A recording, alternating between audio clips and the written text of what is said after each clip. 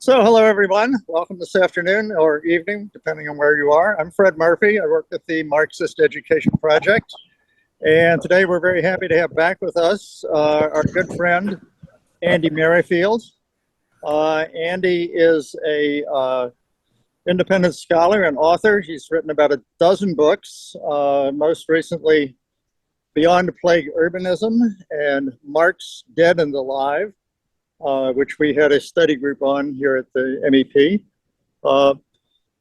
He's written numerous articles, essays, and reviews in Monthly Review, The Nation, Harper's, New Left Review, The Guardian, and other publications. He writes about urbanism, political theory, and literature, and he is always, shall we say, entertaining and interesting to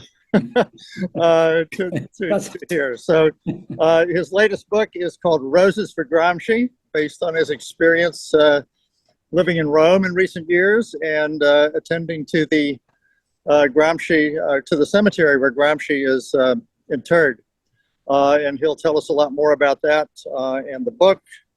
And we will hear from Andy, and then we'll turn it over to you for questions and comments once Andy's made his presentation. So here you are, Andy Merrifield. Thank you. Okay, well, thank you, Fred. Always nice to be back. It's been a while, so I'm very happy to come back to MEP, see some old friends, and hopefully make some new ones. It has been a while, and in the time that I've been kind of absent from talking to MEP, I moved to Rome. I've been living in Rome for the last 2 years, and I just happened upon Gramsci. Like a lot of people, I've read Gramsci for a long, long time. Read him when I was a grad student, sort of the late 80s, and he's somebody who's figured in my political imagination for a long time. But I've never really gone deep and delved into his life, into some of his letters, and so when I arrived in Rome, one of the first things I did, this was the summer of 2023, was I went to the non-Catholic cemetery in Testaccio, a neighborhood, used to be an old working class neighborhood. It still is to some degree in Rome, that was centered around a huge slaughterhouse called Matatoio, which is one of the biggest slaughterhouses in Europe in its day, and was decommissioned in the mid-70s. And the cemetery is very nearby. And going into the cemetery is quite an experience, because it's a wonderful space. And my bet is that some of you have actually been there yourselves to pay some sort of homage to Gramsci. It's one of those places like Père Lachaise and Highgate Cemetery that's a bit of a grave spotter's sort of paradise. There's quite a lot of well-known people there, including John Keats, who's probably the number one visitor on the League of Rosters for the visitors. And there's Percy Shelley. Shelley is there. There's Gregory Corso, who's buried very near to Shelley. There's quite a few prominent figures there, and one of whom is Antonio Gramsci. And I remember going there for the first time, and when you enter the cemetery, you have to kind of pass the visitors center, and they often just ask you why you're here, and you make a €5 donation. And most people who come who are Anglophones, certainly Brits or Americans, tend to come because they want to see John Keats or Shelley. And when I said I wanted to see Gramsci, they were quite surprised. So I came to Gramsci, and I sat on a bench very near Gramsci's grave. It's in a very beautiful part of the cemetery. Gramsci had a horrid, terrible kind of life. The last decade of his life was pretty awful in incarceration. But he has quite a very nice resting place. So I was sitting there looking at Gramsci. It was 40 degrees. The cicadas were out. It felt very exotic. The Aurelian city walls are embedded by the cemetery. There's a 36-meter pyramid in there, along with sort of exotic vegetation. It just felt a very special place to sit down, have some quiet time, and then just think about Gramsci. And it's a very lovely. He's in a very lovely spot. He's has a casket where his ashes are buried, and then there's a headstone there, and there's a bench very nearby. So then I just decided, actually, this is a really nice place. So what happened was I volunteered for about a year or so. I was a volunteer at the cemetery, and essentially working in the visitors center there, so welcoming people, making sure that they make their €5 donation, which is very important to keep the cemetery alive. And then I just realized there was a wealth of material here about Gramsci that I hadn't kind of thought about very much before. The fact that Gramsci was certainly dead, but people would come and visit, and I would ask them, why they're here. And if anybody is going to see Gramsci, I would try to engage them in a conversation just to find out where they're from and what Gramsci meant to them. And it was kind of clear that whilst Gramsci was dead, he was also very much alive for people, and to some degree more alive now than he kind of has been over the past few decades. And we've got to remember that Gramsci was a very particular kind of Marxist. He was a Marxist that made dire times something of a speciality. And I think that this sounds familiar.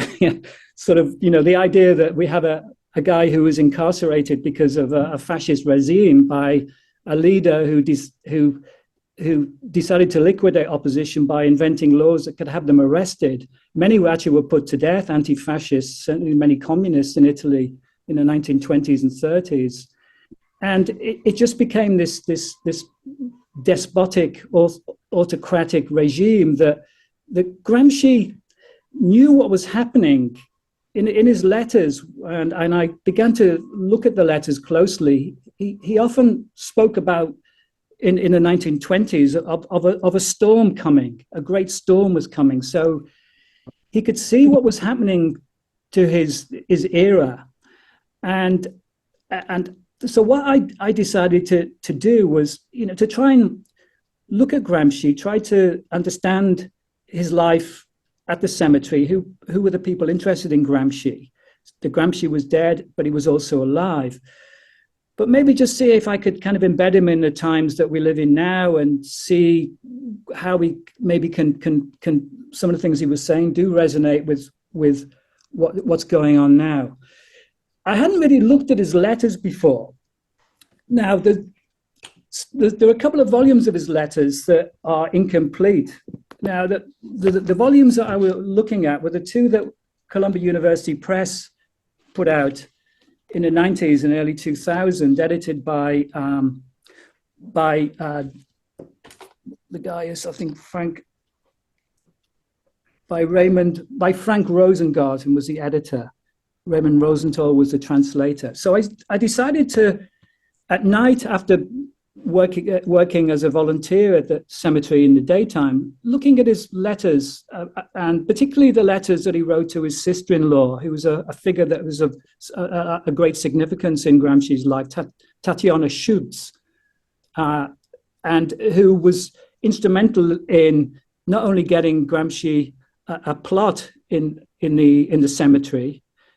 She needed permission by Mussolini, but she was instrumental in making sure that all his prison notebooks after his death in 1937 it came out safely and were shipped off. The 33 notebooks were sent to the USSR, and it was Tatiana's doing that looked after it. So without Tatiana Schutz, there wouldn't been any Gramsci as we know it. No prison notebooks, no letters, no nothing. So she was Gramsci's emotional, political, just a practical lifeline that kept him alive. So the letters are just wonderfully written letters to Tatiana, who managed to get him notebooks, visited him almost in every prison that he was in. She would visit. So just looking at the letters was an important document for me. And the other person that Gramsci was writing to was the Italian economist Piero Sraffa, who was based in Cambridge in the United Kingdom. And he figures quite heavily in Gramsci's life in terms of opening an account with a Milan bookstore that made sure that Gramsci was supplied with newspapers and books, the books that he needed when he was incarcerated. So they were the material that I was looking at. Now, I was kind of weary that, a lot's been written about Gramsci, and I know that a lot of people listening tonight will have read the notebooks, will know about some of the classic stuff on intellectuals, on hegemony, on civil society and the state, on the notes on Italian history, on some of his writings on Americanism and Fordism. The list goes on and on and on. And Gramsci speaks to people throughout the world as a great internationalist. But what I wanted to look at maybe was some of the more intimate parts of what he was saying. Now, some of his letters are revealing in the sense that he begins to reveal a little bit of his frustration, not only his political frustrations, but his frustrations with his inability to be a father to the two sons, Deleo and Giuliano. Giuliano was his younger son, who he never saw. Giuliano was born in the USSR. He never saw him. Deleo was the eldest son that he didn't know. But when Mussolini entered power, as a precaution, Gramsci was keen on his wife Julia who was Russian, returning to the USSR with his two sons. Well, there was one son, Deleo, and Giuliano was born in the USSR. So she was keen on going there. And so Gramsci was pretty much a political exile, incarcerated because of his political beliefs, but he was also he suffered a kind of domestic incarceration because of his inability to communicate with his kids. So a lot of his letters are attempts to connect with his kids, with kids who were being raised in Russia, were speaking Russian to the mother, who we didn't really know. And as they were getting older, the letters reveal a frustration. And one of the letters that Gramsci wrote to Tatiana in 1926, I think it was, not long after he was incarcerated, in the end of 1926, in November, was a letter that expresses something. He made a little discovery by reading one of his staple reads, which was Dante's Inferno. Now, in Dante's Inferno, Gramsci said, in Dante's Inferno number 10, Canto number 10, there's a dialogue between two characters, a guy called Farinati and a guy called Cavalcante. Now, Farinati was a political exile. Cavalcante was somebody who was an exile from his son, and he seemed so much more preoccupied with trying to connect with his son.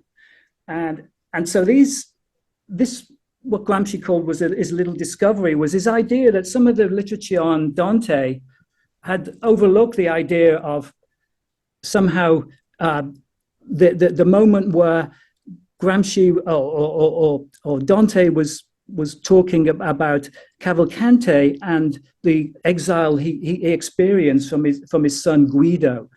And it's clear that Gramsci was identifying with this political kind of exile. So this little discovery that was made in Gramsci was expressive of a kind of dialectic between the political Gramsci, as we know, but also the kind of family man, the father figure, who was suffering some kind of political, not only political exile, but domestic exile.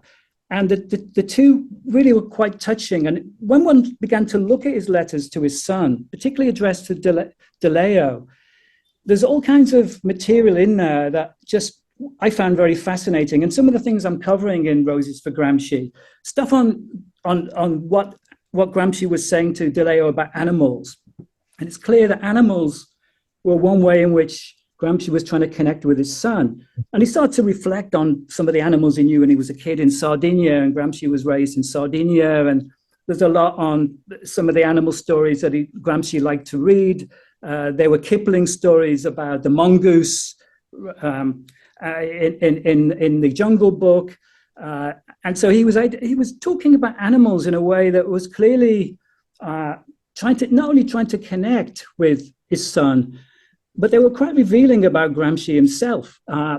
Obviously, one of the animals that is quite important in Gramsci is the animal that Machiavelli talks about in The Prince, and that is the two animals of the fox and the lion, and how he's talking about the centaur and how the idea that we need to somehow political strategy needs to follow the kind of ferocity of the lion, but it needs to be wily like the fox. So it's clear that the lion sometimes has a roar that can scare people, but also it's not very adept at avoiding traps that are set for it. Whereas the fox cannot fight off the wolves, the lion can fight off the wolves. So there needs to be some kind of connection between the two. That there needs to be force, there needs to be consent, there needs to be coercion, and needs to be persuasion. And it's clear that is a political strategy for Gramsci in terms of how he sees the modern prince. The modern prince being, of course, the Communist Party and its connection with the people. So the question of animals becomes quite important, and it's quite important in Machiavelli, and it's important for Gramsci in a way to talk about his kids. And remember about the mongoose. The mongoose in the Jungle Book was this slayer of big cobras and black mammoths, and I think Gramsci as a subaltern liked the idea of an underdog, a little guy slaying the big powerful foe, and that also comes out in some of the letters to De Leo, as does something that I discovered when I went one day to the Fondazione Gramsci, which is the place in northern Rome which houses the physical notebooks.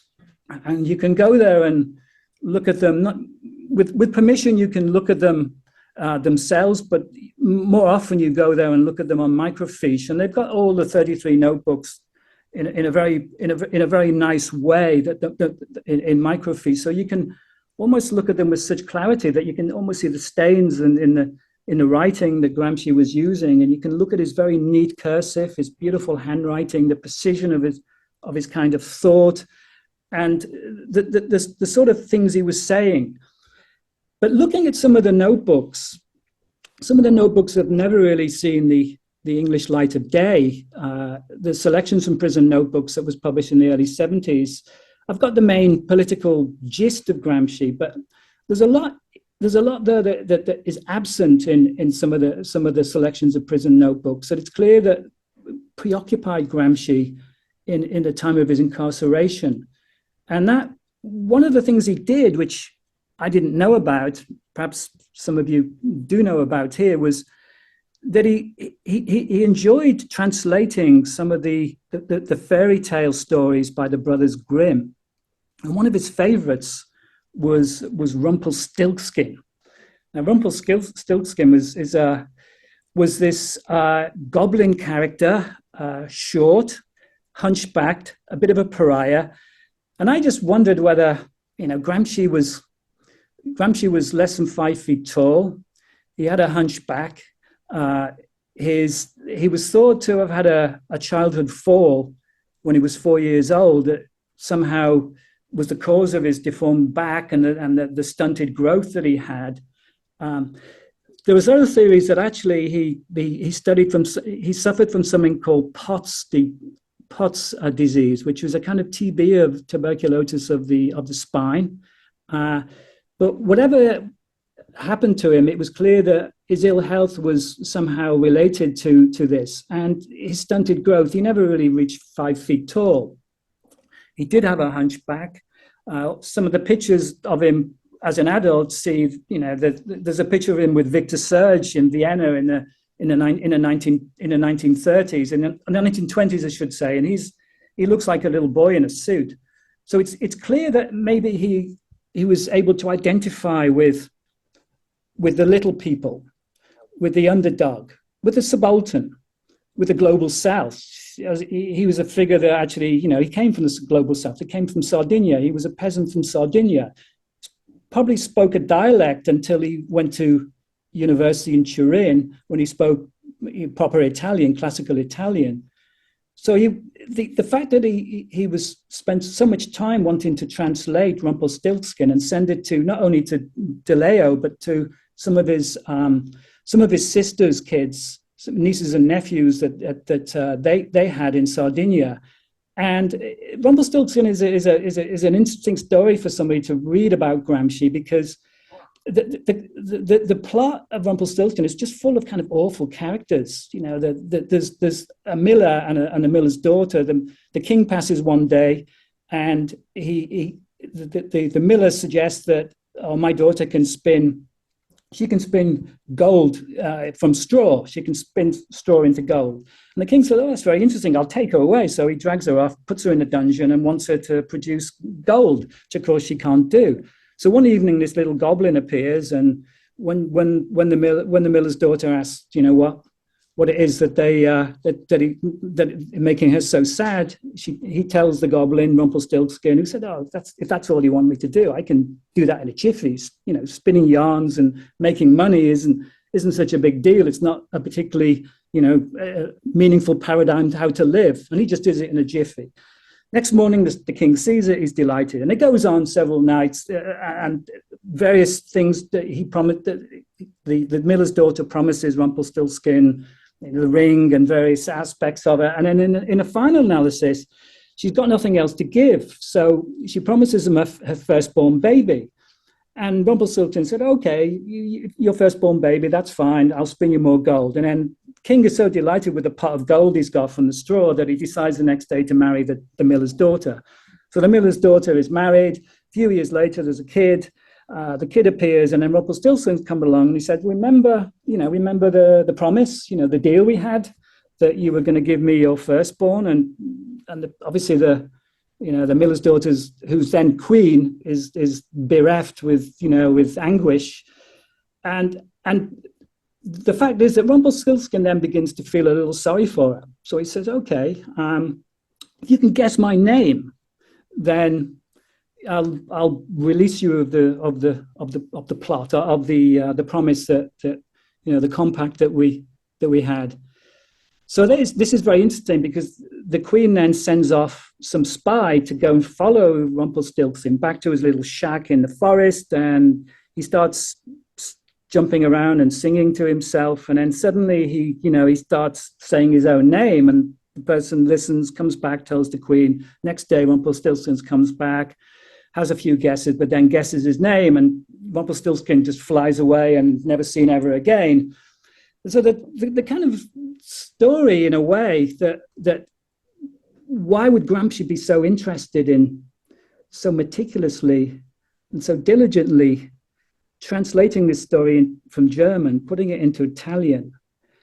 Maybe there's something going on here, because the Brothers Grimm stories that I've tried reading them. I remember when I was a kid trying to read them, and they were just horrible stories. And I read them again as an adult, because there's a volume that has been published in Italian of Gramsci's translations of about 23 Brothers Grimm stories. I knew nothing about this. If you go to the Italian bookstores, you can find Gramsci's translations of the Brothers Grimm. And I'm thinking, why did he translate these stories? Because they are just that. They're seriously fucking grim. Everybody's a nasty character. Everybody seems to be out for something. Everybody's is a schemer. Everybody's lying. They do all the things that a kind of ruling class does. They spy on you. They tell lies. They break their promises. And they always get somebody else to do their dirty work. And so it's almost as if this is a lesson in realpolitik. It's clear that he sees it as a kid's story, so the kids can relate maybe to some of these things. But it's also clear that there's something in it that Gramsci sees as being quite important.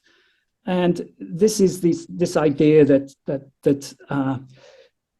the world is great and terrible, to use one of his expressions that he actually takes from Kipling's Kim. The fact is that it's full of some beautiful moments, but you have to deal with the fact that people are not so good. And here we do need to remember that one of Gramsci's heroes was Machiavelli. Yeah, and in The Prince, there's a line from chapter 15 of The Prince when Machiavelli says that if good people were always doing good things, and if they were surrounded by horrible people, they would be ruined in an instant.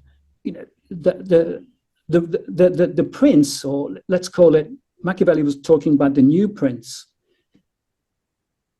whereas Gramsci here is talking about the modern prince.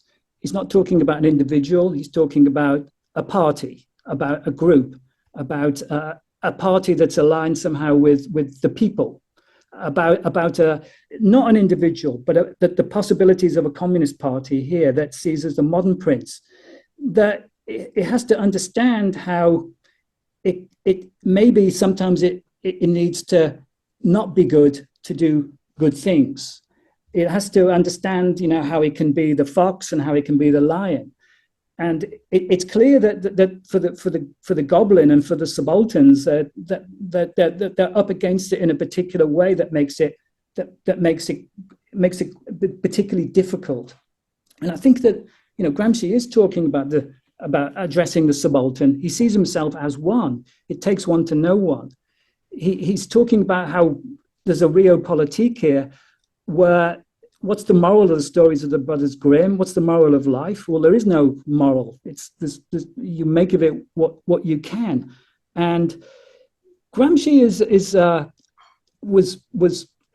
was a guy who did come against it a little bit. In one of his letters to Tatiana, he said that it's very early on in his incarceration, when he's been transported on a boat to one of the early prisons that he was in, and he comes across a character called Unico. And Unico is this anarchist guy, and everybody's going around introducing who they are. And Gramsci introduces himself. A lot of people had problems with his name. It's a bit like Rumpelstiltskin. If you can guess my name, you can. He talks about how Gramsci was quite an unusual name, even for Italians, and how they used to make mistakes. And so he's introducing himself to all the other inmates, all the other people incarcerated. And this Unico then hears him say Gramsci, Antonio Gramsci. And he comes up to him, he looks at him quizzically, he said, Gramsci, Antonio Gramsci. And Gramsci said, yeah. And he said, Antonio, Gramsci is a giant. He's a giant thinker. He's a giant in the Communist Party. He's the co-founder of the Communist Party. How is it so that such a little squirt like you can be Gramsci? And I think it surprised a lot of people that Gramsci, his stature, his demeanor, that they expected some big alpha male, some big tyrant, some big powerful figure that bangs his hand on the desk, and actually Gramsci is not like that. He was not like that as a character. He was an invalid.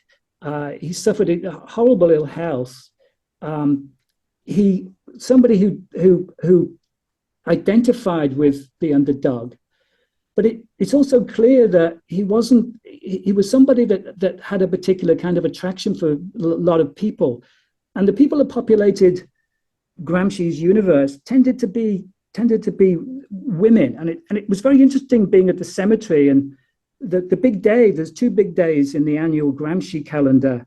And that is the 25th of April 25th, which is the Liberation Day in Italy, liberation from fascism. And that attracts a big crowd coming to lay wreaths and flowers and do some readings at Gramsci's grave. But the big Gramsci day is April 27th, which was the day of his death. And that is one of the big days in the calendar of the non-Catholic cemetery in Rome, when they open the side door. And I talk about the what was going on that day. And what happens was that the badge of entry to come into the side door was they would carry a rose, and they would be carrying red roses. And so roses was the badge of entry, if you like. That was the secret password to carry a rose, because these were difficult times. There were always difficult times. So you never know who's going to be coming in to crash the Gramsci party, whether it's going to be some kind of fascist who kind of come there. And I in my book, Marx, Dead and Alive, I talk about the desecration of Karl Marx's grave. And so there's always the danger that Gramsci is still going to be in some way confronted with fascists at the cemetery. So you have to watch out. But the roses, and this is where I got the title for my book, were this thing that a lot of the people coming to the cemetery, who were predominantly women. And it was very interesting to see, predominantly, not exclusively, but predominantly older women. And it's the women from the Fondazione Gramsci that would be tending the grave. They would make sure the flowers are clean in a normal time when, the cemetery is quite quiet. They would clear the dust away. They would, with loving care, look after Gramsci, almost as if it was a sort of a dead husband or, a dead son or some dead relative. It was done with loving care. And aside from Sraffa, most of the participants in the Gramsci saga, from the letters from Tatiana to Julia, the wife, Eugenie was another sister-in-law. There was his mother in Sardinia, and one of the tragic letters is when he's asking Tatiana why he hasn't had any news from his mother, and he doesn't know why his mother's not responding to his letters. Well, his mother had been dead over a year, and nobody had the heart to tell him. So there's a lot of poignancy in some of these letters. But what there is most of all, and I'm not sure how long I've been talking, but maybe I should wrap it up a bit and open it up. What it is there's some tremendous lessons in resilience, resistance, discipline, hope, keeping your mental faculties alive, even in incarceration, even in Dante's Inferno. And the rose has a particular significance to Gramsci, and I never knew this, and I never picked up on it before. But there were a lot of letters to Tatiana when he was in Turi prison, when he's asking her if she could send him seeds for various plants, carrots, some fruit and veg, because he had a 1 meter square plot against the wall in the prison courtyard, and he wanted to start cultivating some plants, but particularly he wanted to cultivate roses. So in the rose section, there's in the section of the letters, there's a lot on roses and the significance of roses, and they're at once touching, but also allegories, and if you like, for the current age. He says to Tanya is, what about the latest roses? I'm not sure whether they're going to survive the sun. The heat is intolerable. I don't know whether they're going to survive. And then there's a few letters later, and he said, somehow the roses survive. Somehow they've kept alive. And he's talking with love and care about the resilience of roses. Roses, and he says, one letter he says, the roses are really just like they're just shrubs that have thorns, and of course they do. They prick you. Dealing with roses is quite a tricky thing. You get cut. They have thorns. They bite you if you don't watch it. But they're also things of great beauty and great fragility. And it's clear that cultivating the roses was somehow akin to the kind of political strategy that Gramsci had in mind, that the stoicism of the roses. One of the letters that is a very poignant one, and I quote in the book, was saying the seeds don't seem to have done very well. He says to Tanya, I don't know what's going on, whether they survive. He said there's a couple that survived, and I'm not sure, but they're probably, and I think they're flowers, not weeds.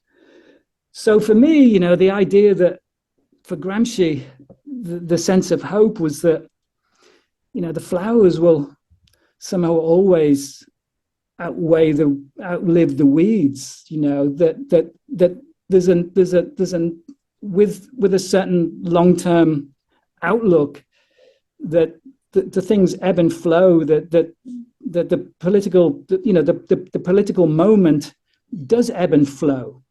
There is some need for coercion on the one hand, when you can be forceful, but there is some need for persuasion and consent and tactics and being a fox rather than a lion. So in the current moment, and I tried to talk a little bit about the current moment near the end of the book. There's some fascinating things about what happened at the end of Gramsci's life. Gramsci was actually due to be released on April 21st, 1937. So he was due to be released. He died on April 27th, so he never really saw any liberty at all. But a few months before his release, he was visited by Sraffa. Sraffa came from Cambridge, Cambridge economist, and he started to talk about Gramsci, about what was going to happen in the future. Now, in the future, Gramsci had a choice. Was he going to go over to live in the USSR? Was he going to go to Soviet Russia, be reunited with his kids, with his family, continue his political activity? Or was he going to go to Sardinia and retire and maybe regain his health, live in a little village where he went to school, Santu Lusaju in Sardinia, very near to where he was raised in Ghilarza, in sort of going northwest Sardinia. Is he going to go back there, be reunited with his family? And it's interesting to speculate, but one thing he said to Sraffa, which is almost could be conceived as his last will, political will and testament, was that I have a message I want you to pass on to the Communist Party, who were in Communist Party in absence, in exile in Paris. Palmiro Togliatti was in Paris with a communist, what was remaining of the Italian Communist Party. I want you to pass on this message to the communist bigwigs, Gramsci said to Sraffa, that what we need to do is come up with an anti-fascist alliance. And he said that the Popular Front in Italy, to combat fascism, to see fascism out and to move on, was what he called a constitutive assembly, some kind of alliance between anti-fascists and these could include bourgeois anti-fascist parties and organizations that pass this message on to the Communist Party. Now, it's clear that this wasn't necessarily any kind of capitulation. Gramsci was not a guy who capitulated. He could have capitulated for the so-called sins that he never committed, because he never committed any crime other than be a party member, be the co-founder of the Communist Party, be a deputy that should have given him some rights where he couldn't be arrested, that those laws that gave him some political immunity were repealed by Mussolini, and he was incarcerated. So he was incarcerated for a crime that he didn't commit any. There's no crime committed. So he's not going to apologize for anything. So it's clear that he's not a guy who's conciliatory in that sense. He was quite a tough old boot. He may be buried in a cemetery with romantics, John Keats and Percy Shelley, but this was a kind of romanticism that was more like the patron saint of Sardinia. The poet laureate of Sardinia was a guy called Sebastian Satter, and Gramsci quotes a line from Satter saying, his bitter heart wilts, he does not cry. Sardinians never cry. And this is clear that Gramsci would never, ever capitulate, ever suggest that he did anything wrong. He would never ask for any kind of a political immunity. So this was a guy who's not he's not capitulating his political ideals. However, he does see the Constitutive Assembly, this alliance, as being kind of important as a transitional point, something that's conjectural rather than organic, on the way to actually moving beyond fascism. The Communist Party alone couldn't do it. And because the Communist Party was so reluctant to take any notice of Gramsci's message, is because they wanted to keep their own little sort of power brokers. They wanted to keep their own little fiefdom. They were exiled. This is a guy that was incarcerated. They were sort of, living in Paris. It was something very different. So the Constitutive Assembly, what Gramsci talks about, and it's fascinating to read it because he debated Sraffa in the 1920s when he was much more hardcore himself, not believing. There's a debate in the New Order, the journal Ordine Nuovo journal that he co-founded and edited, and Sraffa was a contributor to that journal, and he debated in 1926 some of the ways in which fascism could be combated, and he was much more hardcore, and it's almost as if he reverted to much more of Sraffa's view. Sraffa was a communist who was never a party member. Sraffa was a Marxist who never mentioned Marx, most famous for a kind of little thin book called The Production of Commodities by Means of Commodities that was in 1960. His oeuvre was tiny, yet his influence on people like Marx, Keynes, such as Wittgenstein and Gramsci were quite enormous.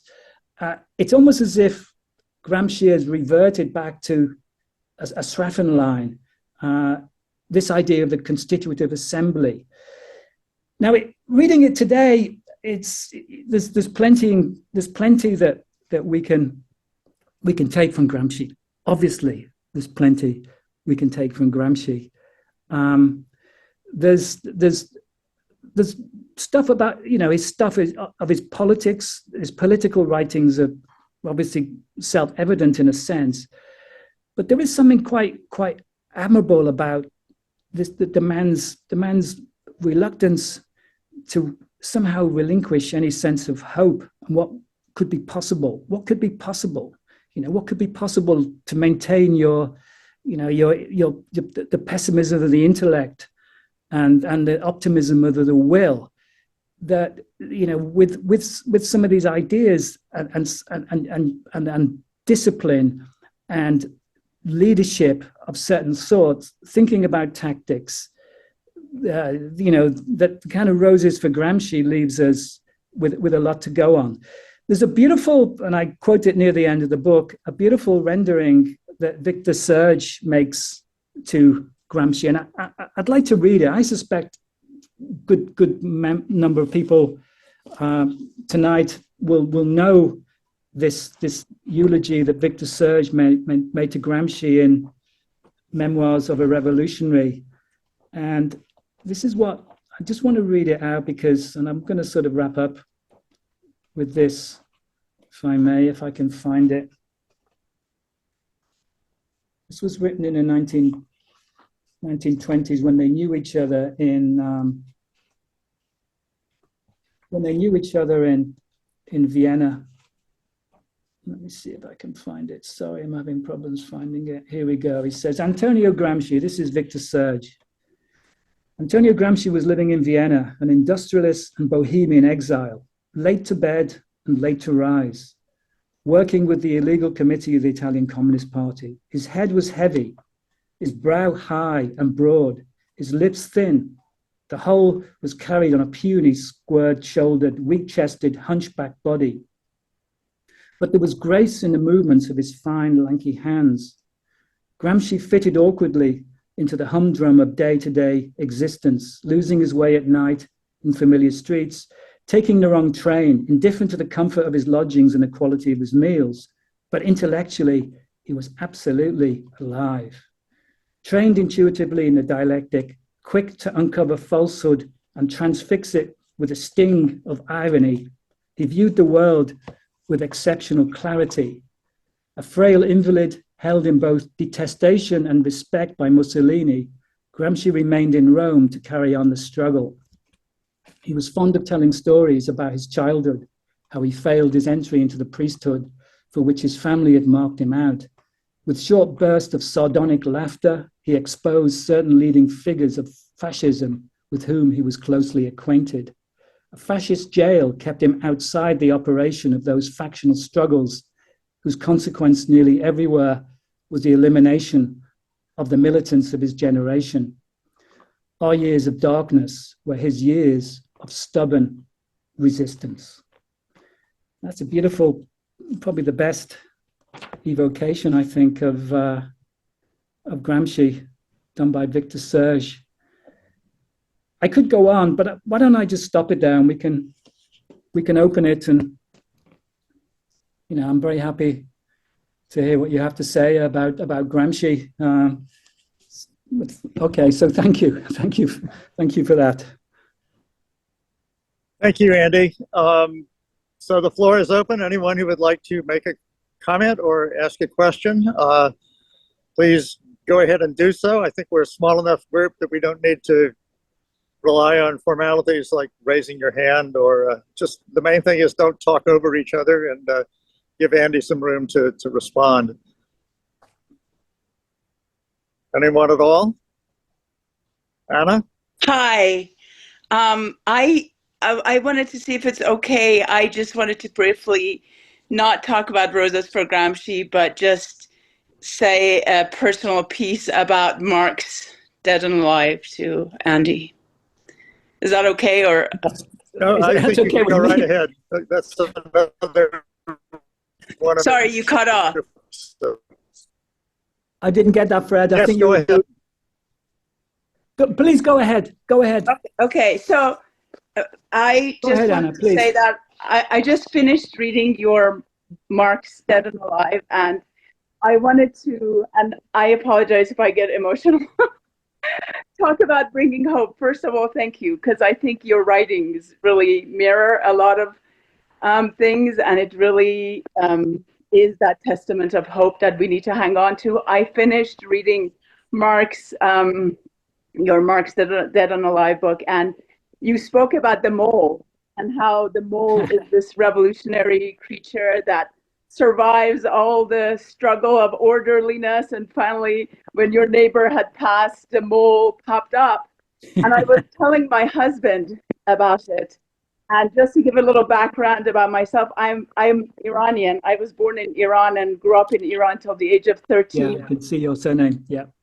And my father was part of the Tudeh party, and after the 1953 coup, he ended up in prison. The way he was in the Tudeh party, he was one of the covert officers in Shah's army. And so I'm telling my husband about your book, and he said, you know, your father was a mole. And I found my father in your book. Oh, and so really, thank you for that. That's beautiful. Thank you for saying it. Thank you for saying it. Thank you. Thank you. So can people hear me? Or do we have I may have an audio problem here. I asked David Worley to take over the moderation. Let's see if he's able to do that. I can hear you now, Fred. It was just a second that you. Oh, okay. Okay, good. Just broke up. I can hear you well. I can hear you well. So, anyone else would like to join the conversation?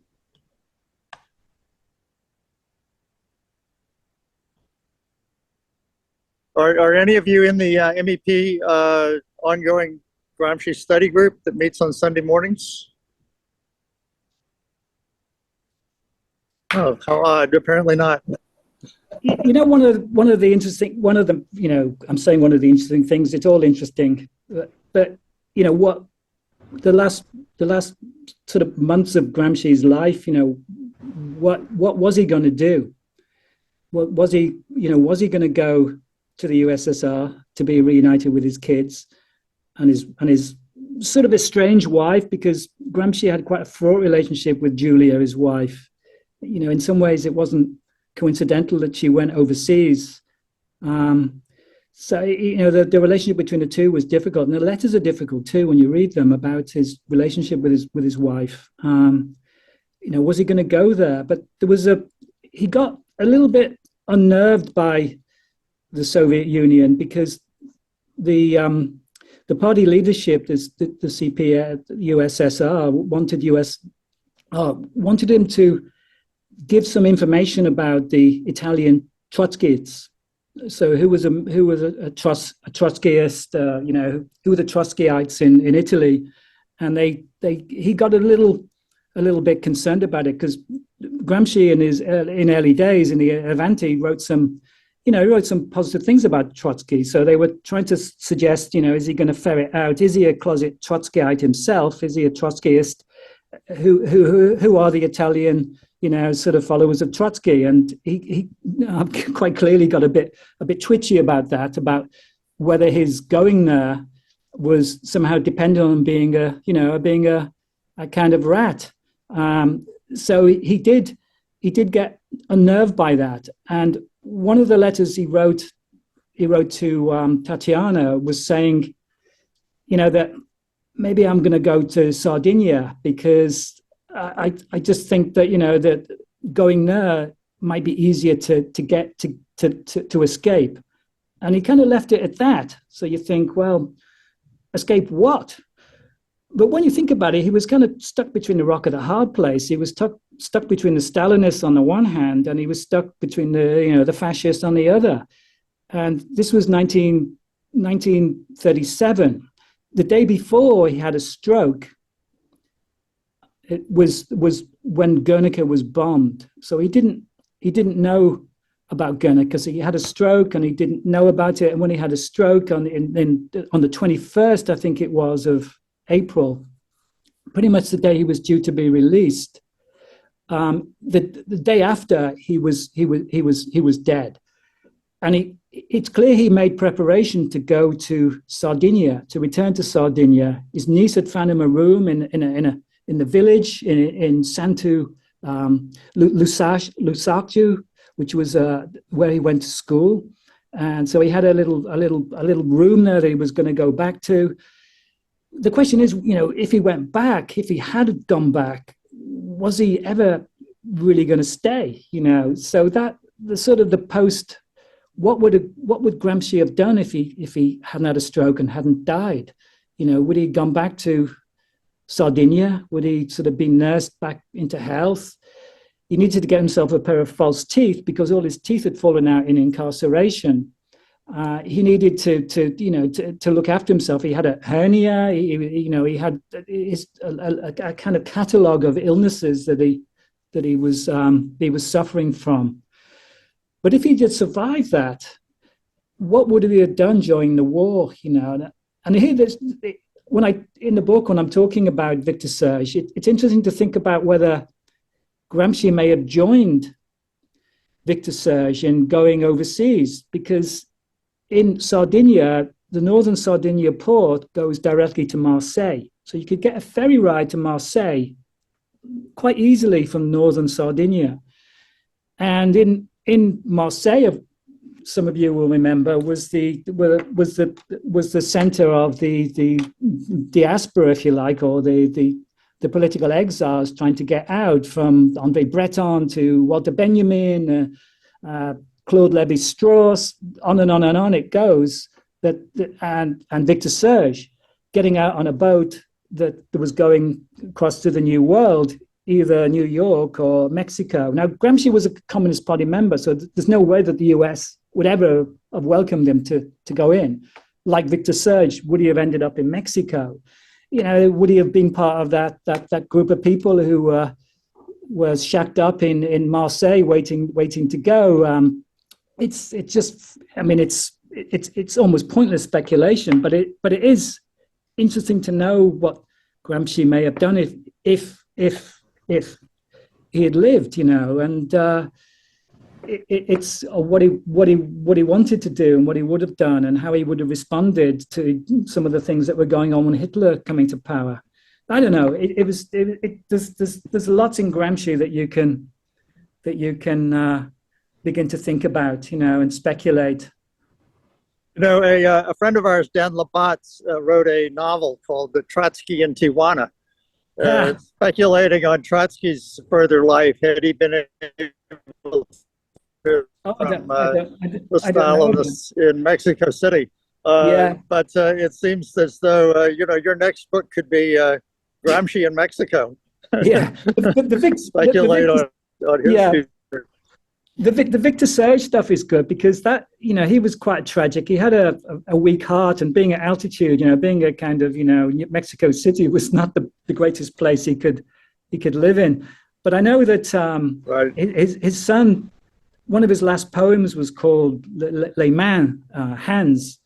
And it was curious that he was talking about Gramsci's hands being quite beautiful. But when you go, I went to Sardinia to the Gramsci house where he was brought up. Is now a small Gramsci museum in Galazza.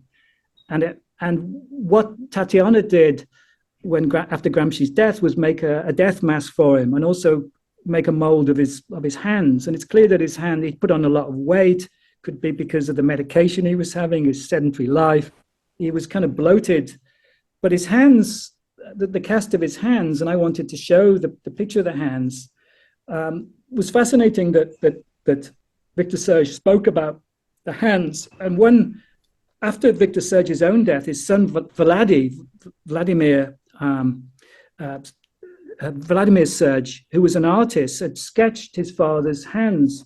And when he was looking through his father's papers, he discovered the poem Hands.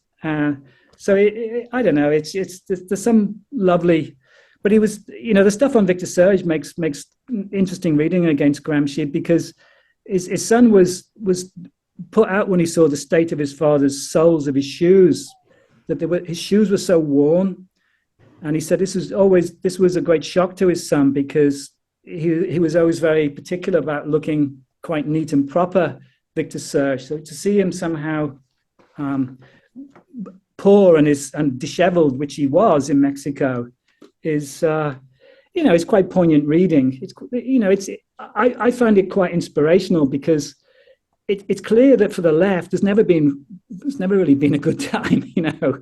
There's some of the most magnificent writings, from the tradition that we from Marx onwards, have been written in pretty dire times, and so Gramsci is, he almost made a specialty out of, dire times. So he could be the man, the man of the moment for a left that's really, on the defensive, to say the very least. And it's maybe this too will pass, that inclement weather, the roses somehow try to hold on. And, if Gramsci is right, then flowers will always outlast the weeds, and Jesus, the garden is full of a lot of weeds and deadwood, unfortunately, right now. So writing about Gramsci and seeing a lot of the people who visited Gramsci at the cemetery was really quite nice. They come exuberant about seeing Gramsci. They talk about him as if he's still alive, that his thought is still living. They talk as from a personal and a political level, that, that politically for him is obviously important, but personally his kind of life is a paragon of resilience and stoicism, and in kind of awful times. So there's the letters are at once sad, but they're also quite uplifting, I think, too. And I found it quite nice talking to people at the cemetery. And the Italians always say that Gramsci is better known elsewhere. He's better known in the Anglophone world than he is in Italy.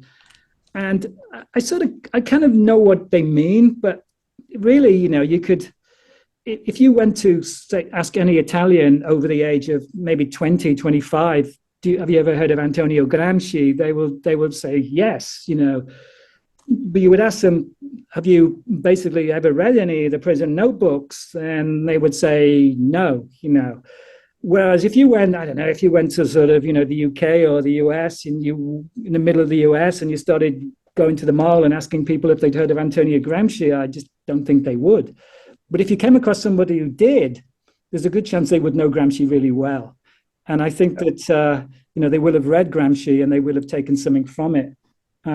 What's so frustrating, and my Italian is poor, but when you come across all the notebooks in this form, 32, there's 32 here, there should be 33, but there's 32 in these volumes.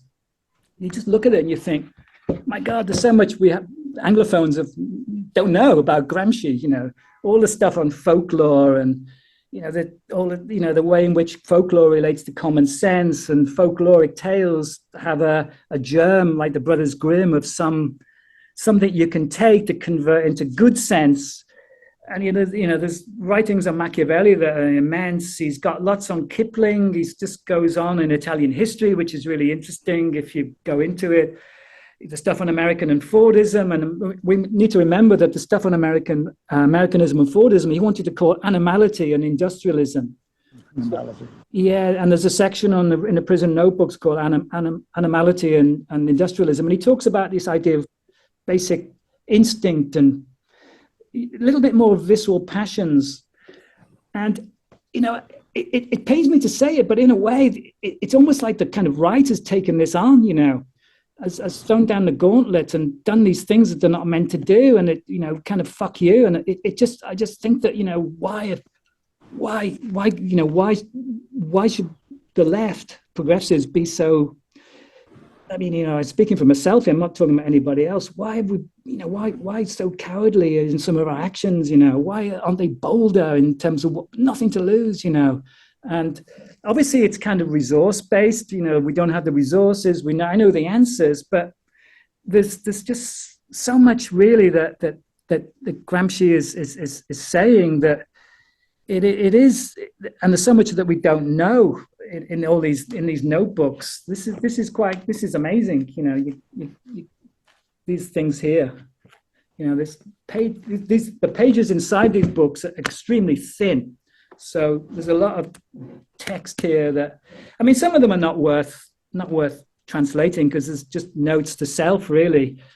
But there is a lot that in the prison notebooks, in the, you know, the selections 1971 edition, that it doesn't even have an index entry for subaltern, which is kind of amazing. You know, there's some on folklore, but there's a lot. I mean, I think it's a brilliant volume, and you know, we've got, you know, Jeffrey Noel Smith and Quentin Hoare to thank for these. They're just, you know, it's incredible what's in there. But there is so much that has been missed. I really recommend anybody who hasn't looked at them to look at these two volumes, the letters. The first letter of the letters is his famous first letter to his landlord or his landlady. There's a woman called Clara Percy, who was also buried in a non-Catholic cemetery. Now, his first letter says, you know, I'm very sorry for the kind of the inconvenience that I caused you the night of his arrest. It was late in the night, November 8th, 1926, 10:30. He was in northern Italy, in northern Rome. Nomentara was the neighborhood. And his first letter is apologizing to Clara Percy, his landlady, for the inconvenience that coming. And he says, if the good dear lady would be so kind as to pass my underwear on to Maria, who's going to come and pick all my books of my Dante's Inferno and his underwear, then I would be eternally grateful. My best wishes to you and to the Signora Giorgio, the husband of Clara Percy. It's very touching. And she was very fond of Gramsci. And a couple of letters later, by the way, these letters were never received by Clara. A lot of the letters that he wrote were never received. He wrote another letter saying that, you know, I hope you're doing okay and you haven't been too put out by it and your health is good. But she died very shortly after Gramsci was arrested. It lasted about another few months. And one day I was walking around the non-Catholic cemetery and suddenly saw the name Clara Percy, who's the landlady. I'm thinking, my God, that's Gramsci's landlady, you know. So I looked it up in the register, and sure enough, it was her who died. You know, I don't know. Gramsci was arrested in November 26. She was dead by the February the next year, and she was in the cemetery. So all these little things were the fact that he's ended up, you know, back with her again, sharing the same kind of dwelling space, was a little bit kind of ironic. And the fact that I was sort of standing next to Gramsci's landlady's grave, you know, was very, you know, kind of moving. It's interesting that Gramsci died in a clinic called Quisisana Clinic, which was about 2 miles up the road from where he was arrested. So the wealth of his life, you know, visiting Lenin, being familiar with Lenin, living in Vienna, traveling around Europe, doing all these things, teaching himself English, teaching himself German, reading in French, being this great cosmopolitan, that he was arrested where he's arrested and where he's died were about 2.1 miles apart. I put it into the Google Maps and got the distance. It was 2.1 miles from Quisisana Cemetery from the point where he was arrested. Now, the cemetery is a private, the clinic today is a private clinic that is owned by a family that was a supporter of Berlusconi. So it's a fascist right-wing owner of the private clinic, which is where Gramsci died.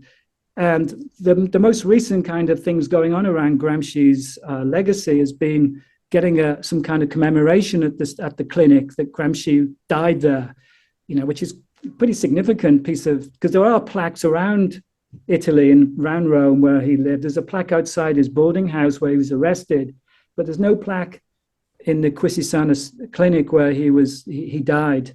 And there's been a campaign to try and get some kind of commemoration, and I talk about it a bit in the book. And it was a big thing that was announced at the 27th of April, at the Gramsci commemoration, where the grave was just kind of packed with roses, and that's what it looked like, and the roses for Gramsci. So that's my. Let me call on. That's my Gramsci. Please, Victor, and then Dave. Victor? Yes, hi. Thank you. That was a superb presentation and very informative and a lot of food for thought. And really, I'm still seeing you. I'm not seeing the. Hello? Am I? Can you hear me? Yeah. Oh, I can hear you fine. Yeah. Oh, okay. There you are. I can hear you fine. Yeah, I can hear you fine. But I've moved. I think I've moved along. I'm still here, very much here. Yeah, thank you. Like I said, that was a superb presentation, really excellent, and just commend you for your deep study. And my thought, one of my questions is I know that there's a popularization of Rosa Luxemburg. There's an institute that popularizes her work, and I wonder if there's something similar on Gramsci, especially in Italy. I think the Rosa Luxemburg Institute's in Berlin, if I'm not mistaken. In Berlin, I think, yeah. Yeah, if there's anything similar to that in Italy, or well, anywhere for that matter, but that you're familiar with, and whether the popularization of his ideas, because I think. So much of what you said really kicked off a lot of things, like the United Front debate in the 30s that was going on, and I picked up that from your discussion that the Constituent Assembly kind of tracked that a bit, and I think that's something that echoes to today. And also, I was interested in his. The Trotsky-Stalin split. I have a little story, but my uncle was an Italian socialist who fought in World War I, and he fled when the fascists took over. Because I asked him about it, and he said, "Well, if you were a socialist in that time, if they caught you on the road, they killed you. Yeah. That was it." And so he left. He fled, and. Unfortunately, at that time, this was many years ago, and my uncle died many years ago. So unfortunately, I never didn't know about Gramsci at that time at all. So I never even heard of him. So I could never ask my uncle, of course. I sure wish I could have. If he ever knew Gramsci, ever interacted, he may have, because like I said, he was an Italian socialist. But at any rate, that's just a little personal history there. And so another thing besides this United Front and the Constituent Assembly, the echoing to today, and also on the Stalin-Trotsky thing, the doctrine of socialism in one country, I know that was like a fundamental issue that really kind of, I don't know if it encapsulates the whole split that happened in revolutionary Russia, but certainly that was fundamental and echoes to today, I think, really. And whether or not Gramsci ever dealt with that issue, the doctrine of socialism in one country, and then also on the United Front, what he said. Did he participate in that debate that was going on in those early 30s? Was that part of the debate that part of his answer was the Constituent Assembly? So anyways, I appreciate anything. And again, thank you for your presentation. It was wonderful. Thank you. Thank you for your comments. Thank you for your comments, Victor. And it would have been interesting to know whether your uncle had I know. sat around a table with Gramsci, and because people talk about him being... I could go back in time. yeah. I mean, people talk about him being diminutive and small and somewhat disappointed with his stature. But when they heard him talk and when they saw the fire in his eyes, they thought this man is very special, He's quite an extraordinary character. So everybody says that, when I first saw him, that's so many people say, even nurses in the clinics that he was at later in his life when he was released from prison, but he was still incarcerated in various prisons, various sort of medical centers, clinics, say they were disappointed with him when they saw him. He was just like this very small guy in a shepherd's, wrapped up in a shepherd's cloak, because he always sort of felt the cold. And when I went to Sardinia last year in May, it was like sort of more than 40 degrees. So I can understand how maybe a kind of dank cell, he would feel the cold. But he did seem like an extraordinary guy, and it would have been interesting to to have some firsthand knowledge about somebody who may have sort of rubbed shoulders with him. In terms of his legacy in a similar kind of Rosa Luxemburg organization, there is the Fondazione Gramsci in Rome, which is a small group of it's a smallish group, but it has quite a significant center with the archives. There's a really great archive there. The notebooks are there in safe storage somewhere. And I've been up there a few times, and they're really, really nice, lovely people. And they also have this, this bookshelf where they just kind of give away Gramsci texts. So I went and expecting to come away with a kind of rucksack full of freebies of Gramsci. Some of them are in English, some of them are in Italian, but they just give them away. But it is a resort. It's meant to be an educational center where you can go. They can help you out, tap the database. And all the notebooks have been digitized, and they're there to see in very lucid, with great clarity, actually. So you can go through it, and his handwriting is very small, very, very special handwriting, but very neat. And it's clear that he'd probably written rough drafts, and then in his notebooks, he'd recopied them. But the Fondazione Gramsci is one society. There's also the International Gramsci Society, which is a global organization, which is Anglophone. And I think it's headed by Marcus. Marcus Green is a big player, and it's in the US, who's translated Gramsci, particularly the book on the subalterns. And so there are two organizations. Now, the thing about the two organizations is they kind of don't get on very well, which is they both had their in the commemoration of Gramsci's death on the 27th, they both have their own separate ceremonies. In the morning, it was the Fondazione, and later in the day, the International Gramsci Society had their own. So, they for particular kind of doctrinarial reasons, and I could never figure out what they were, I've got to be honest. The Fondazione Gramsci talks about the International Gramsci Society as being traitors. Traitors, what have they done? I'm not sure. I wasn't sure. I didn't want to get involved. It reminded me a little bit of the Gogol story, the tale of the two Ivans, when you've got these two friends who kind of love each other but don't get on. And I think Freud called it the narcissism of minor difference. The two just don't get along, and it was a bit disappointing to see it. But maybe it's not surprising. But they're the two organizations, the kind of legacy of Gramsci.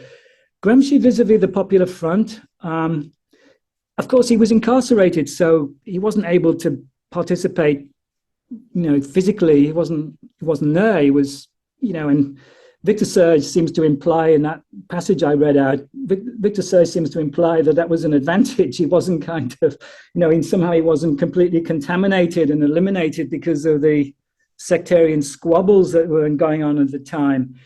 It was clear that he was, this guy was a Marxist. He wasn't some kind of soft thing. And, if you talk to some Italians, particularly on the left, they think, oh, you know, the real Tasker and Bodiga are the real kind of, they were the sort of Stalinists, and Lenin didn't like them because he thought they were too dogmatic. Gramsci was more open-minded, but he wasn't any kind of wimpy liberal by any stretch of the imagination. I just think that he saw the need for some kind of tactical alliance between fellow travelers, that in certain times, they shouldn't be squabbling with each other. Obviously, there are moments when they should squabble with each other, but there comes moments when some strategic alliance and some burying of the differences becomes more important for the bigger struggle, because there's a bigger agenda. And what he did in prison was give a series of lectures about this. And he said that my series of lectures would be a punch in the eye for the communist, for the PCI, for the Communist Party of Italy. And there's been some things written about the kind of things that he was lecturing about. So when he talks about a popular front and about alliances and about a constitutive assembly, it's clear that he's not talking about reformism. He's talking about something that's transitional. It's a way station towards something else, but we need to build some kind of basis that we can begin to confront the powers that be that you know are oppositional now, and we can go through it. So, you know, I think he was an internationalist, but I don't want to portray him as some fairly weak kind of liberal who watered down Marxism through the struggle for hegemony, because hegemony isn't, you know, the notion that you need to be in a position, be in a particular position that you can take before you can even begin to assert power, is seen as a kind of reformism in the intermediate sense. But it's also just a kind of realpolitik and a realization that, you know, the leap from fascism, doctrinarial capitalism, I don't know what you want to call what we have now, into some kind of post-capitalist period is, you know, there's no direct passage. There was never a direct passage then in the 30s and the 20s and 30s, and there certainly isn't one now, which doesn't mean to say that there isn't some way in which we can begin to think of this as conjunctural rather than necessarily organic. You know, in the bigger scheme of things, you know, there's ebbing and flowing. Right now, there's a great ebb, but it may not always be that way. And so it's you know, what he would have said, I don't know about what he would have said. He was somebody for the Popular Front, and he was somebody supporting it. Did he participate? No. Did he talk about it? Yes. And that's, you know, maybe the upshot of. It's probably not the greatest answer, but it's hard to know what he would have made of the situation. But he certainly would have made something of the situation. That's for sure. Let's go to David and then George. Hi, Andy. It's nice to have you back. Always great to hear your talks. You sort of got into this a little bit in your talk, showing us some copies of books of Gramsci's writings. I was curious, just for the sake of the audience. I mean, I remember many years ago I read the Modern Prints and Other Writings. I think it's an international publisher's edition. I've never read other. It's a nice one, that, isn't it? It's a nice. Yes, yeah, that's the very one. Yeah, it's really nice. One of my favorites, with the Southern question as well, which is very important. Well, yeah. So I was just wondering if you could kind of, for the sake of the people that are interested, if you could kind of give a little bit of a Gramsci bibliography of what you think his main writings, especially those that are translated, are, and when they were written. Sure. You know, sort of the order of when they were written, because yes, I don't think people are always that familiar with. Sure. I have a real soft spot for that one, what you just mentioned, David. This international. Well, I have a soft spot for international publishers. I think international publishers are great. And the Prison Notebooks was international publishers as well. This the classic selections was 1971, which obviously is you carry it around with you, and put it near your bed and read it.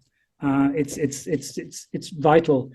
But this one was actually translated by somebody else, somebody called Louis Marx, I think. I've never had too much of who Louis Marx was, but this dates to 1957, and this is the only, to my knowledge, this is the only English publication of The Southern Question, which is a well-known Gramsci essay, well-known in the sense of those who know it exists, but it isn't actually that easy to find.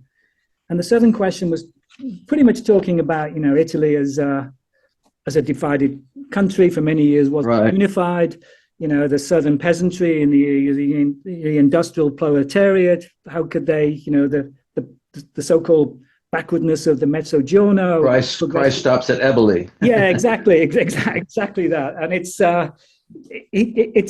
a fascinating read, and it also tells us a lot about where Gramsci's political allegiances do lie. He does lie. He's a Southerner. He's a Southerner.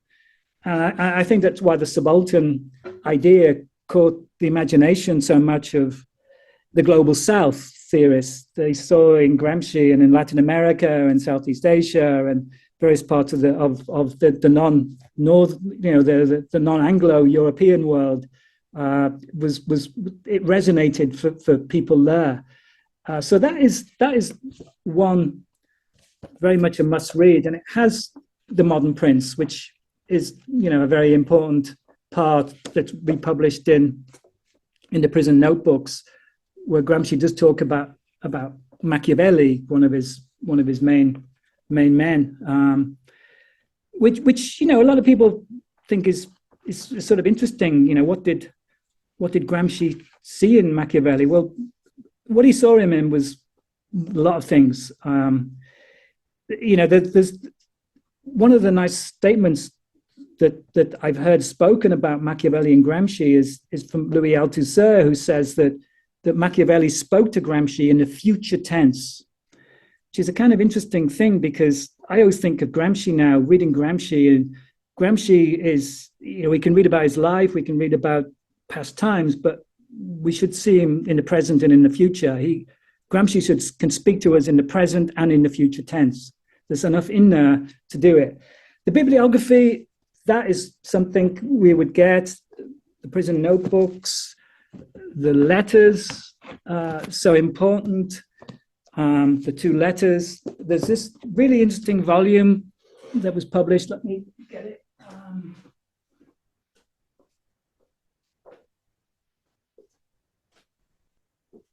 This came out several years ago, which was Columbia University Press came out, and they just published. There's Gramsci's writing. They published his writings on subaltern social groups. So that's a pretty cool read.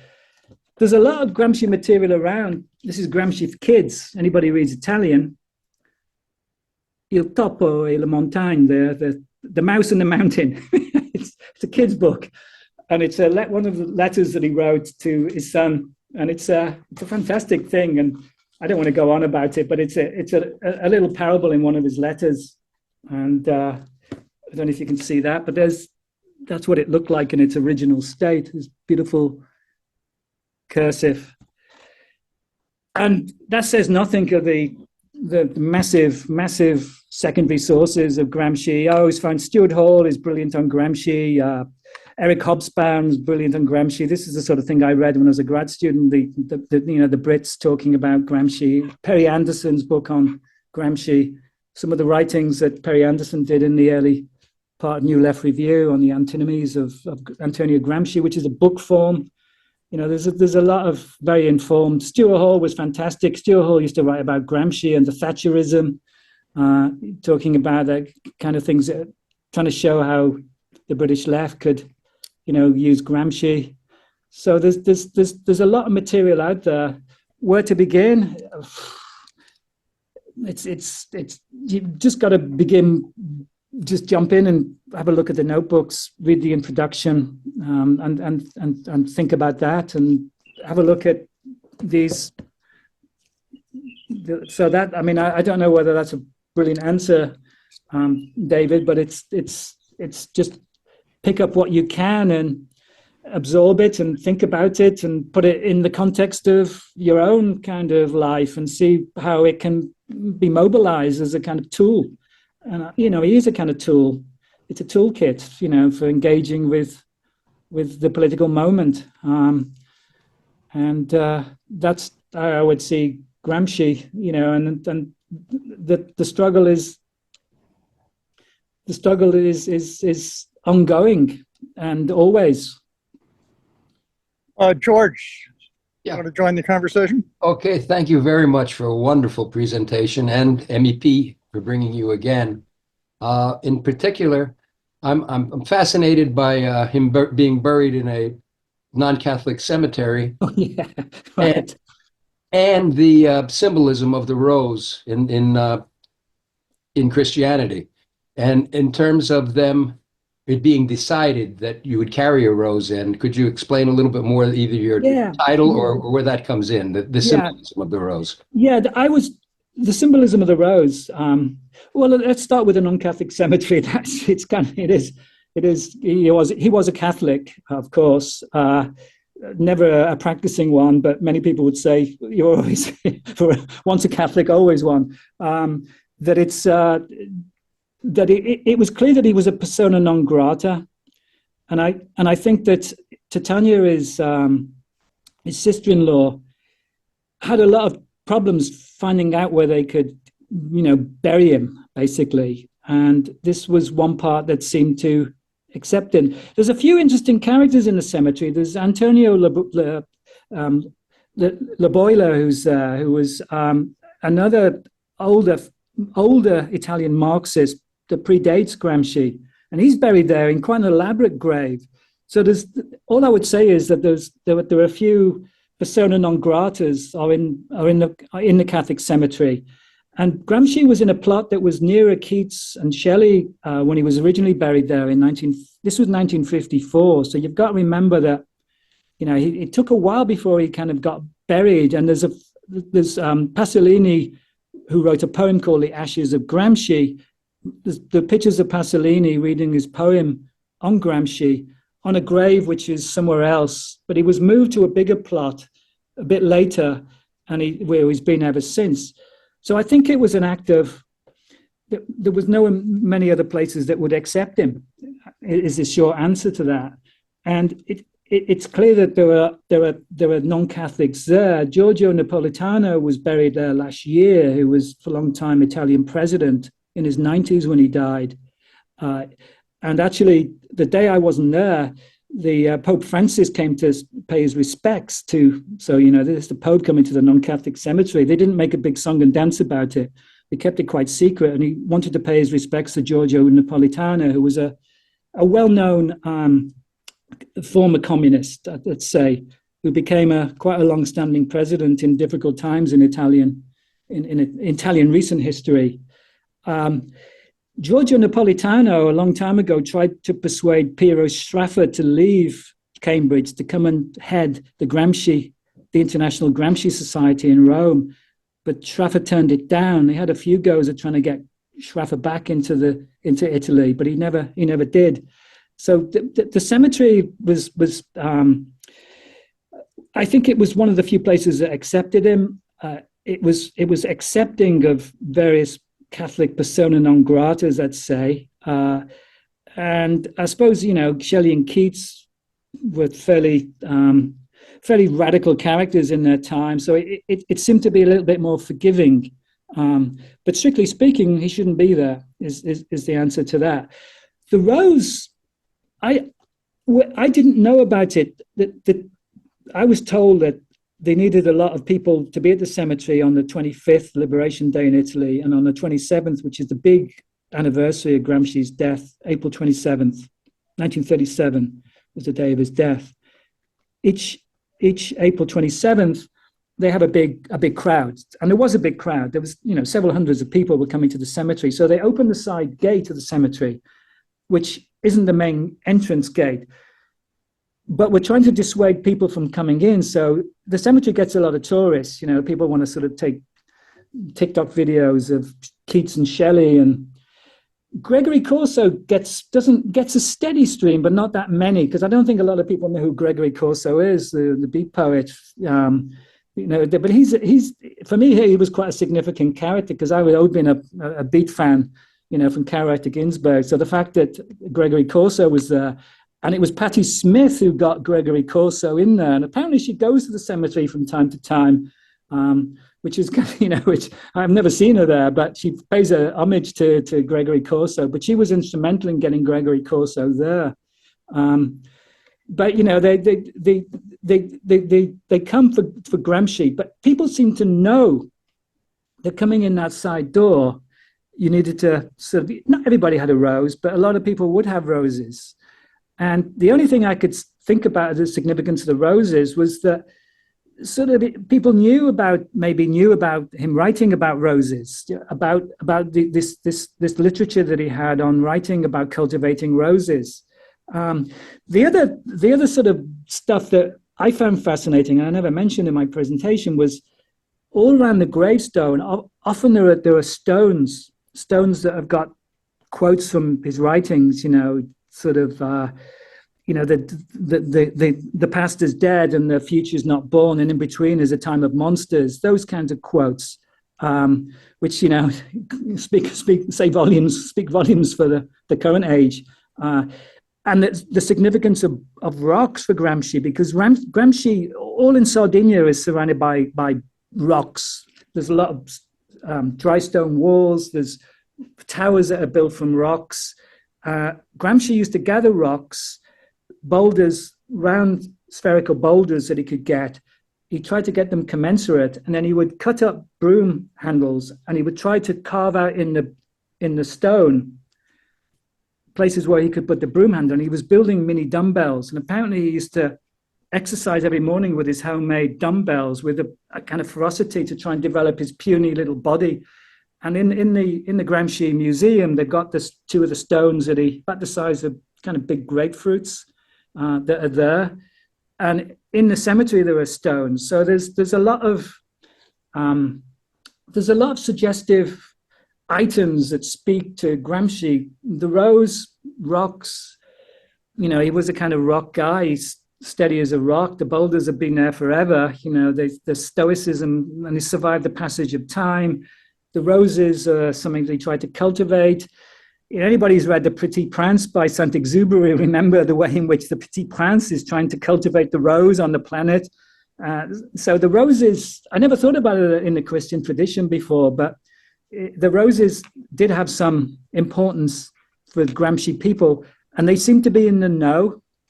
So I don't, I can't really say any more than that. Thank you. My cat, by the way, was just sitting over there a second ago. He's moved, so he's around. He's been doing very similar things. He should have a partner. No one should live alone. I know. He's there. Yeah. Okay. Anyone else at all would like to join the conversation? Or maybe we can close it out at this point. Andy, thanks again for being here. It's very moving, really. Both, your book and your presentation. I really enjoyed the book. I urge everyone to get a hold of it. It's quite an enjoyable read. And we hope to see you again before long. Thank you, Fred. Thank you, everybody, for joining us. Have a nice afternoon. Let me introduce Jacqueline Cantwell. She was going to make an announcement about an upcoming MEP series. And of course, you can go to the MEP website at marksedproject.org for all of our events and classes. Jacqueline? Can you hear me? Okay, thank you, Fred. I just want to let people know that in June, We're going to be reading The Sorrow of War, a novel of North Vietnam by Bao Ninh. It's to commemorate the end of the Vietnam War 50 years ago. And I thought it would be important for the MEP to get a viewpoint from the North Vietnamese side. Bao Ninh joined at the age of 17, joined the 27th Glorious Youth Battalion. And of the 500 men in his battalion, only 10 came back from the war and 6 committed suicide after the war. And his novels are about the difficulty of people reintegrating into society after the war. It's a very moving book. It's, of course, extremely difficult to read, but I think it's important for the MEP to get the viewpoints of non-Americans, especially on the war in Vietnam, because we have never, to me, the United States has never truly owned up to what it's done in Vietnam. And this book gives a very moving viewpoint. And also we'll be reading Hanoi at Midnight, which just came out last year, is also by Bao Ninh, and is about the encounters after the war with people he met briefly during the war. So he's an amazing writer, and I encourage people to register for it when it's posted on the MEP website. Thank you. Okay, thank you. Okay, again, thanks everyone. And you, Andy, Fred. we look forward to seeing you again. Have a nice evening. Bye-bye. Thank you. Bye-bye.